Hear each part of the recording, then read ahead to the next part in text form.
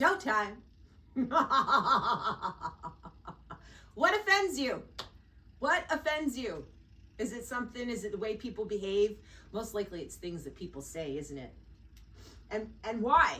Can you narrow it down to just one word, that whether you find it offensive to be referred to as, or you find it offensive to use it and you may use it because of that? Do you have one? Do you have one of those words? Well, I can think of one of those words, and that's what we do here lately, right? We're examining words we use in our language, not just my language, our language, and we're reclaiming them. We're reclaiming them to their etymology, and we're deciding if they serve us in our execution of our path, to all of our challenges, to our future, right? And well, how do we do that? Well, we look at patterns, we assess where we are, patterns from the past of our life, we assess where we are, right? Things that we've done or things that we find ourselves stuck in, whatever the fucking pattern is, look for a consistent pattern that you didn't like. And then we assess where we are now, whether it was worth doing it, right? And if not, then we're going to get rid of it. And well, I decided that language also affects how I navigate my journey, which likely it affects you too. And we've been talking about manifesting and want, right, here at As Sarah Turns, right? Hi, I'm Sarah. It's February 6, 2026, and we're doing it early today. Well, we're doing long content early today. It's 5 to 3 in the afternoon. So we've been talking about want, right? And you can't get your wants from a place of lack, and you have to feel abundance. But how do you feel abundance if it's not, if you're dwelling on the lack, right? And you have to use your imagination, as Neville Goddard says, to create, to visualize, to sit in, to project that life and feel what it feels like, right? Use your imagination for good things, not for going, oh, I don't have it, I don't like this, I'm miserable, I'm woe is me. Like, that's just bad, right? That's, even though you don't want to be like that and you think you're projecting your energy towards the other, if that's still a belief, you're fucked, right? And so we've been talking about how to get out of that, and what does it feel like, and how is it going to come, right? You'll have to watch the other episodes. I'm not recapping it all tonight. But again, it brings us to language and how language affects us, and I've done an episode talking about how there's ways that my mother talks to me that I believe she could choose her words better, even though she believes she's coming from a place of good and good intent and care and nurturing and all that mother shit. But really, right, if she's the mother and she set the example and she taught me the rules and she taught me how to behave. And so if she feels that she did her job well, then she should have no doubt that I will execute accordingly. At which point, when it comes time for me to execute accordingly, her words should be much more along the lines of my father's, in the tone of, absolutely, you're gonna go get it. I have no doubt. I've given you the tools. Let me know when you're finished, right?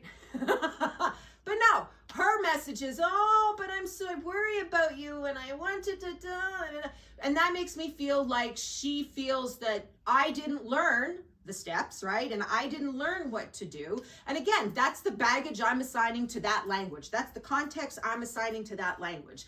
And again, if I'm pointing my finger out at her, there's 3 more pointing back at me. And again, okay, so let's look at that language, Sarah. Maybe you're misconstruing its true meaning. Maybe you need to look it up and make sure that those words fit the continuity of your character, because fuck if she can't see the continuity that she apparently implemented and doesn't stand behind it. You sure as fuck learned that you know who you are, you know what you do, and that isn't gonna waver regardless of what anyone else says, right?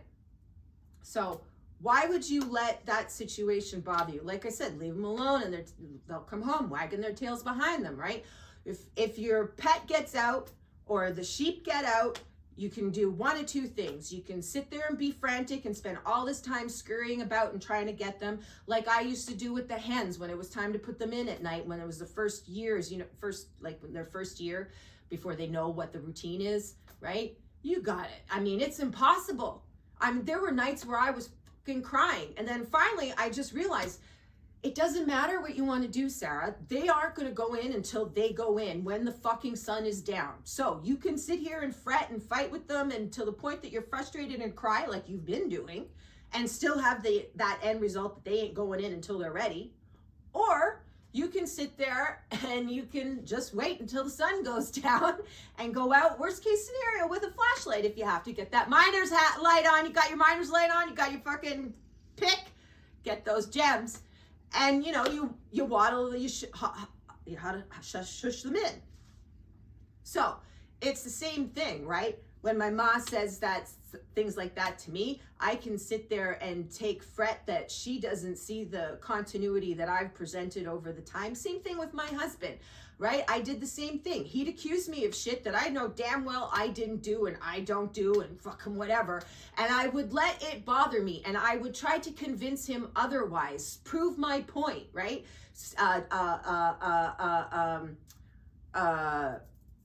Argue my character. I don't know, there's a proper term in court, whatever. But I didn't, right? Even though I knew. And that was wrong, right? You know your context, you know your continuity, you know your past reputation, you know what you've done. So if someone calls you something that you don't like or says something about you that you don't like, don't fucking give them the authority. Don't give them the power. It's like the word cunt, right? Everyone's like, oh, cunt, oh my good Lord, really? Really? It's a 4-letter word.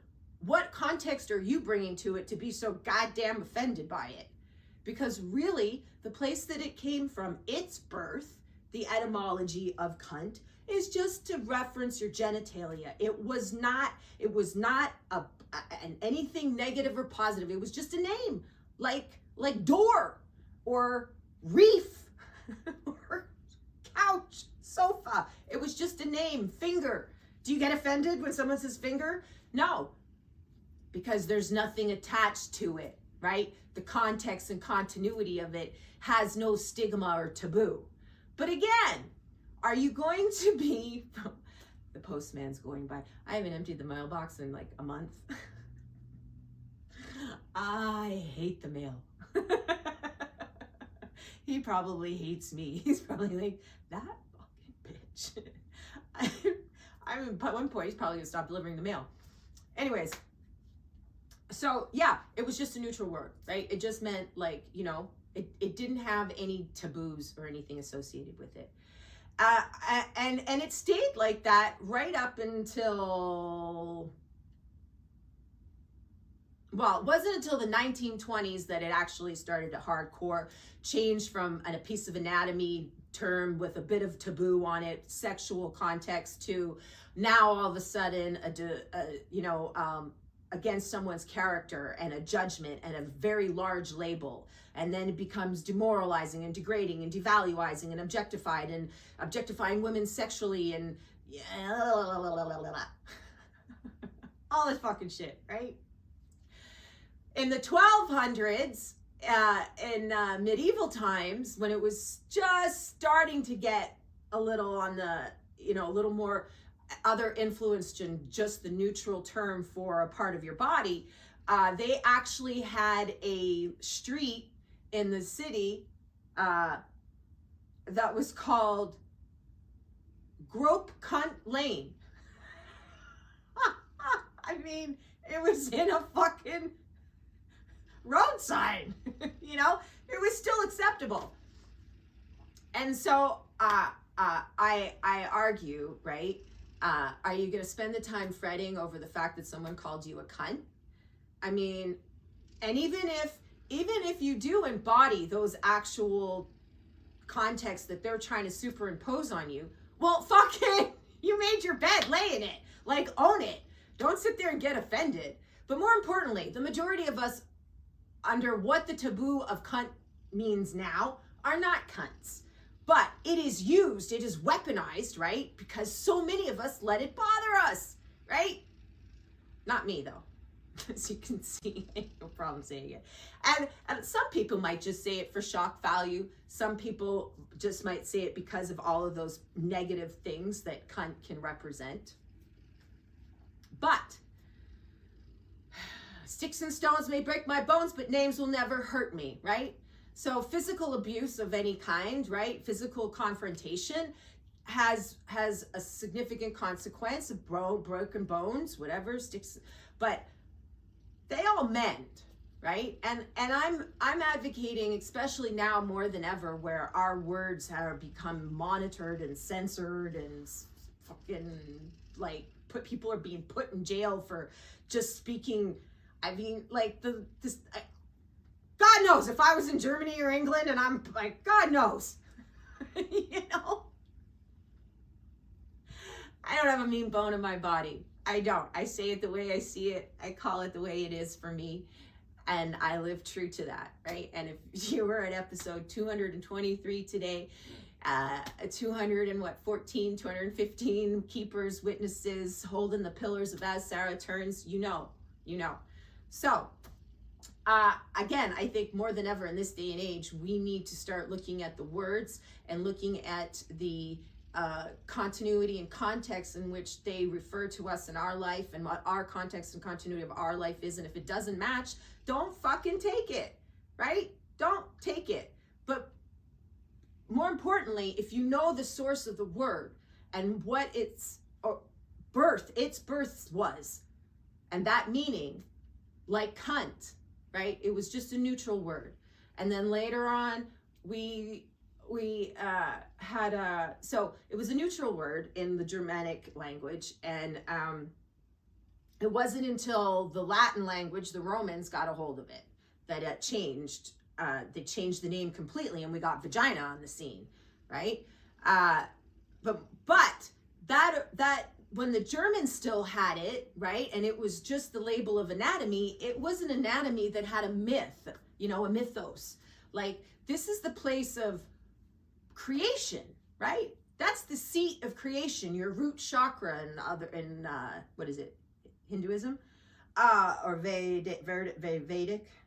Anyway, that's the seat of creation. So not only is something organically created, it's not produced inside there, right? Then it also passes out, it's given into life. It goes through a passage, a minimal time period, like the veil between New Year's Eve and New Year's Day, between the 31st and the 1st, October and November, between Christmas Eve and Christmas Day, those thin veils that we know about in our other, it's the same liminal kind of space, right? And you have life, literal life, you have blood, you have creation in all kinds of ways, right? I have a few other notes. Hold on, let's give you a few other examples. So, right, origin of creation, it's where it started. And then it's creation, not production. And then you have blood, but not blood of death, right? This is live, everything, life, right? Menstrual birth, right? Not a wound. Blood is a renewal, right? And knowing without language, right? It's just an instinct. Like, this part of your body knows before you know when you're going to give birth. I mean, right? It starts to do, I mean, I haven't had kids, but from what I understand, you know, you get dilated, you get the contractions, the dilation, the freaking water break. I mean, all of this stuff, like, before your brain knows it, then your brain cues in, your body, it told everyone, right? And it's containment.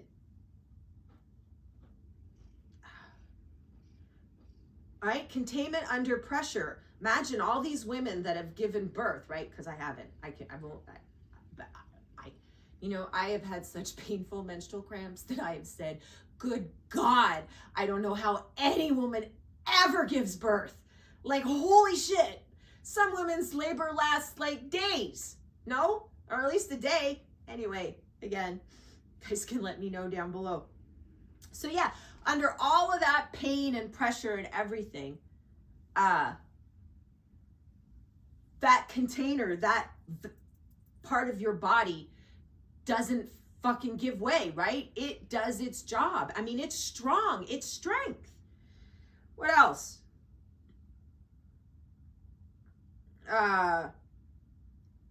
You know, and then there's some other things, I guess. Fine, it's warm and dark and everything in there, right? But that's what grows, right? It's an incubation space. If you germinate a seed, or I mean, it just has so many wonderful places of origin, points of origin, to let some stupid fucking social taboo take that word and take its authority and turn it into something dirty, when you know damn well that you don't reflect any of those taboo things that it suggests, that you reflect all of those positive things of the seat of creation. So yeah, you know, cunt's not a bad word, not at all. Quite honestly, if you ask me, like, I'm more insulted if you turned around and called me a vagina. Because it comes from, that's where, right? That's the Latin base, that's the Latin root of what we call vagina today, but its root didn't start with that. It started with just being the container for the sword of the fucking military guy. So like, it's just a container versus the seat of creation. You fucking tell me. I'm quite insulted if you're gonna call me a vagina, because yeah, that just means I'm some fucking container to put some dirty fucking weaponized fucking thing in at the convenience of someone else. Doesn't have to be a man. We don't have to bring, you know, that into it. No, I'd much rather be the seed of creation. I much rather feel empowered and embodied of all that we have around us, right? And again, you know that you're not that. You know you're not that. So don't. Sticks and stones may break my bones, but names will never hurt me. I mean, come on. Now, I mentioned in the short, right? Here's another example. So I saw this article a couple of months ago. Matt Walsh covered it, and it was about this elementary school grade. I don't know, like they looked like they were like maybe grade 2. And it appears that it's the teacher's habit to sing happy birthday to the kids when it's their birthday in the classroom. We used to always do that in school, right? French school, English school I've been to, we did it both schools. And then when they were finished singing the regular happy birthday song, the teacher asked the kid if the kid wants her to sing the silly special birthday song, which stands to reason that she sings it to everyone if they say yes. Because I know in our day, they didn't even ask us, they just sang it, and we never fucking took offense. Like,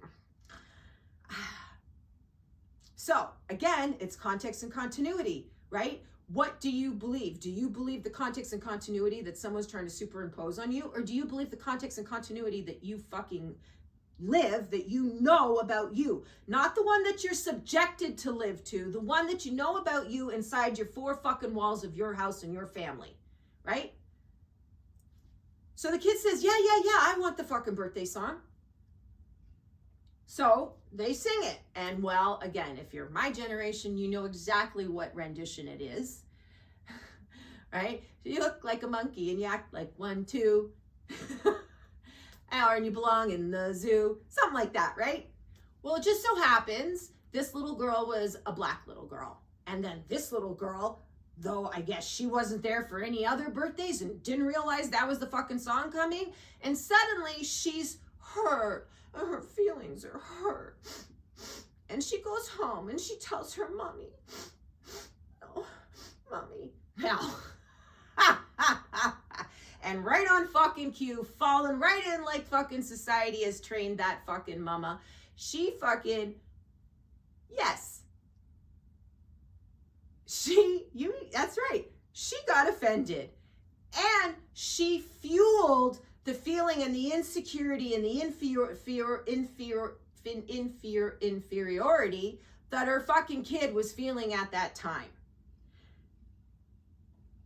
What a great parental lesson you just fucking taught your kid. You're reinforcing the fucking bullshit the outside world has fucking created. You've obviously fucking drank that Kool-Aid too, and now you're producing another generation of it. Now this is nothing, you know, it could have been a bunch of, I'm sure look, I'm not trying to be a racist. It's not a fact of racist. It's a fact of context and continuity that comes to it. That little girl, just like no other little girl or little boy, is a monkey. They're not a monkey. Why would you even think that you correlate to being a fucking monkey? Why would you think that? You're a fucking human. Don't matter what fucking color your skin is. You're a human. Why would you think that? Why would you take offense? You know, in your continuity, in your context of your life, in your four walls, that you are loved and adored, and you are important just as everyone else, and you are just as equal as everyone else, and fucking fuck anyone else who fucking thinks different, because you are who you are, sweetheart, and I love you, and you are great, and you are just as great as the fucking next one. Don't listen to that shit. Sticks and stones may break your bones and names will never hurt you. And the fact of the matter is, she said yes. She said yes.